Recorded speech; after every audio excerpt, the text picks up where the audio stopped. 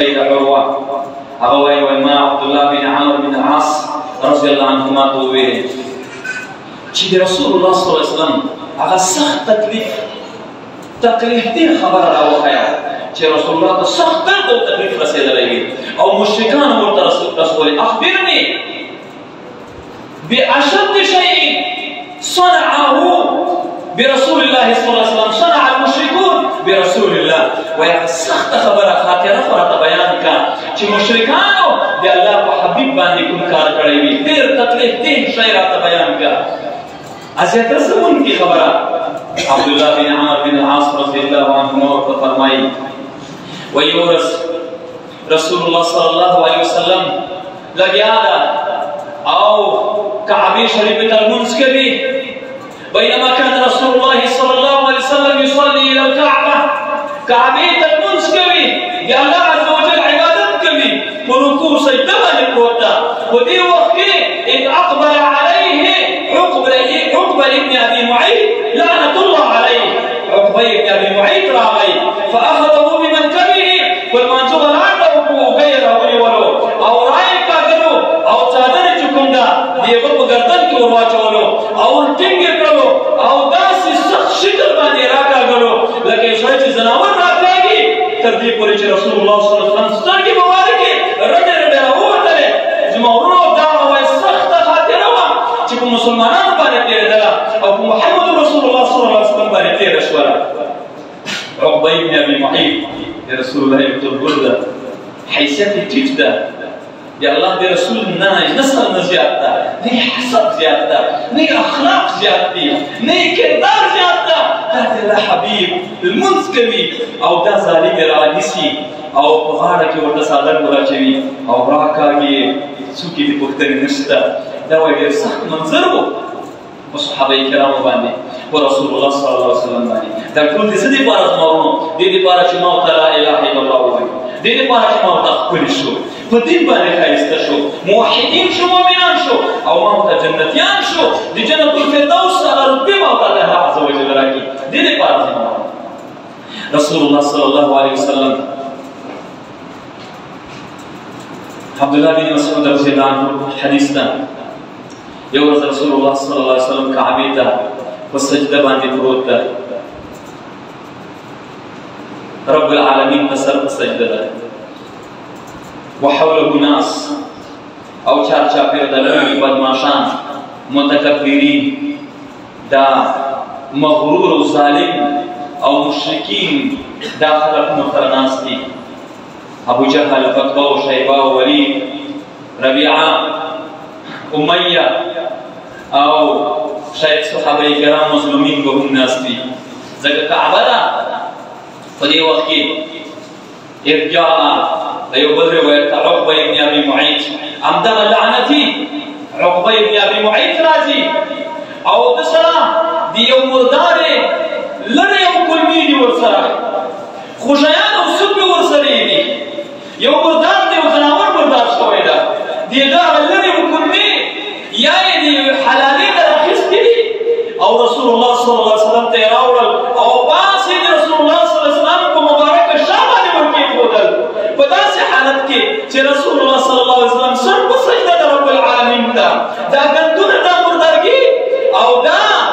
بدګویي د رسول الله صلی الله علیه وسلم په هغه پاک او مبارکه شا باندې ورکېښودل او همداسې ورباندې پرته وه رسول الله صلی الله علیه وسلم همداسې سر په سجده باندې پروت د رب العالمین ته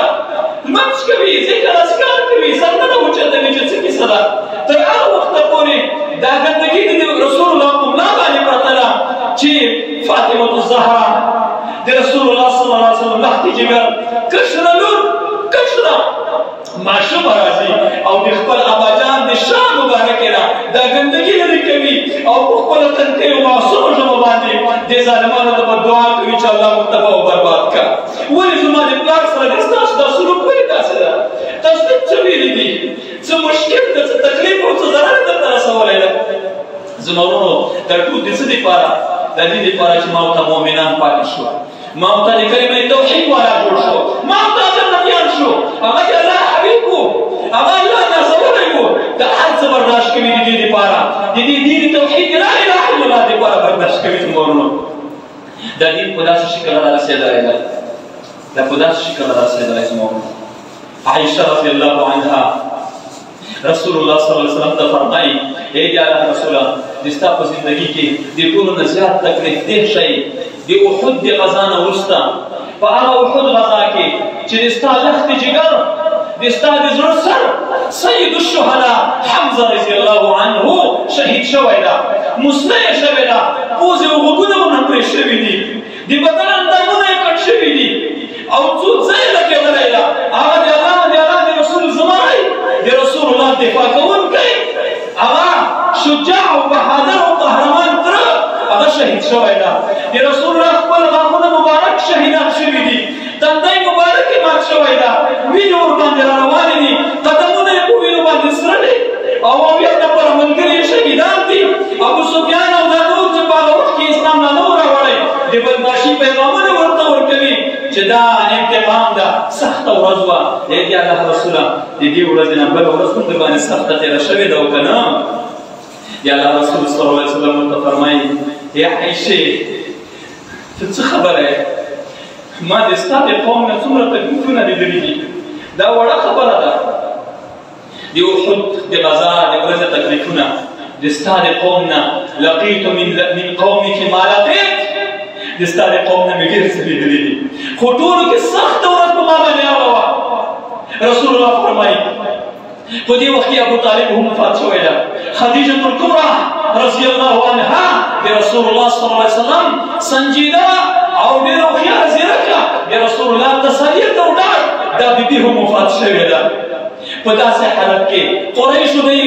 رد کړلو، قریش خبره نه مني، صحابه کرام ورته شهیدانوي، د ده د قتل منصوبې جوړوي، همداسې په کفر باندې اصرار کوي. رسول الله فرمایي مایوسه شومه او لاړمه عبد ابن ابي یالیل ته لاړم، عبد ابن یالیل ابن عبد کلال دې ته لاړمه او ورته مې ویل چې خیر د ماته پناه راکړه، خیر د ایمان او اسلام راوړه. دا په طایف کې د ثقیف د هغه مشرانو نه یو مشر ده، هغه درې مشرانو ته وایي ورغلمه، هغوی زما خبره مطالبه ونه منله او مطالبه څه کوي چې په رسول الله صلی الله علیه وسلم پسې ماشومان راوغوښتل. رسول الله صلی الله علیه وسلم ته یې دوه صفونه جوړ کړل په لاره چې رسول الله به روان و، یو طرف نه به هم خلک ماشومان و، بل طرف نه به هم او بوکانو یې ویشتلو، هر طرف نه ګزارونه و، تر دې پورې چې رسول الله صلی الله علیه وسلم په وینو باندې سور شو، تر دې پورې چې نور بېوسه شو، یو باغ ته یې پناه یې وړله، د یو انګور د ونې د سورې لاندې کېناستلو او په دې وخت کې رسول الله صلی الله علیه وسلم شکایت کوي اللهم انی اشکو الیک ضعف قوتی وقلة حیلتی وهوانی علی الناس یا ارحم الراحمین یا رب المستضعفین ان لم یکن بك علی غضب الى من؟ الى من؟ اله العالمین الى قریب الى بعید یتجهمنی ام الى عدو ملکته امری. ای الهه زه خو د خپل ضعیفي شکایت کومه، ډېر ضعیفه یم، اله هېڅ نشته را سره، په دې خلکو کې خو ډېر زه یا الله سپک غوندې یم، الهه نه چا ته مې بیا واپس کوې؟ طایف ته راغلی وم چې دلته به دې ستا د دین والا پیدا کړمه، ته مې چا ته اوس واپس کوې؟ بیا مې چا ته یو لرې دښمن ته لېږې، یو لرې کس ته مې لېږې چې تندی یې راته ترې وکړي او په سخته لهجه راته وګوري، د نفرت په نظر راته وګوري، زه ورته لا اله الا الله وایم او دی ویې ورک شه. او که دې دښمنانو ته مې بیا لېږې او دا دښمنان دا ابوجهل او دا ظالمان بیا په ما باندې مالکان وي، یا الله چا ته مې لېږې؟ اله العالمین خو که چېرې ته رانه خفه نه یې، ته په غوسه نه یې، زه خوشحاله یم رب العالمین. رب العالمین د ستا د عرش په هغه نور د ستا په هغه نور باندې قسم کومه پناه غواړم یا الله، هغه نور چې ټول اسمانونه ځمکې یې رڼا کړي دي او دا ټوله دنیا خو د ستا په نور روانه ده، د ستا رضا به تر هغه وخته پورې حاصلوم تر څو چې ته راضي شوی نه وې، زما خو هوا نشته لیکن عافیت درنه غواړم یا الله. دا سخت دعاګانې وویلې او په دې وخت کې رسول الله فرمایي عایشه رضی الله عنها ته ای عایشې په دې وخت کې مې چې کله سر اوچت کړلو یوه سوری ده یو ورید راغله، په دې ورځ کې جبریل وګورمه، جبریل راته اواز کوي او راته وایي یا محمد رب العالمین راولېږه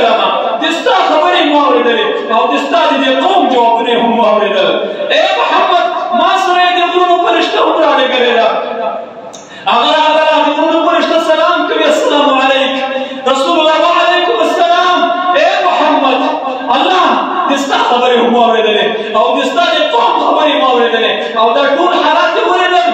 اے رب العالمین محمد زه رب العالمین را لېږلی یم، ما سره غرونه په لاس کې دي، امر کوه. الله رب العالمین په غوسه ده، د ستا انتقام اخلي، ته ورته امر کوه چې دا طایف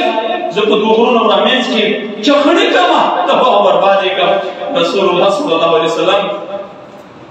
کریم رحیم شخصیت، نرمي کوونکی، مهربان، د احمد و د محمود د خپل امت غمخوار، وایي خیر ده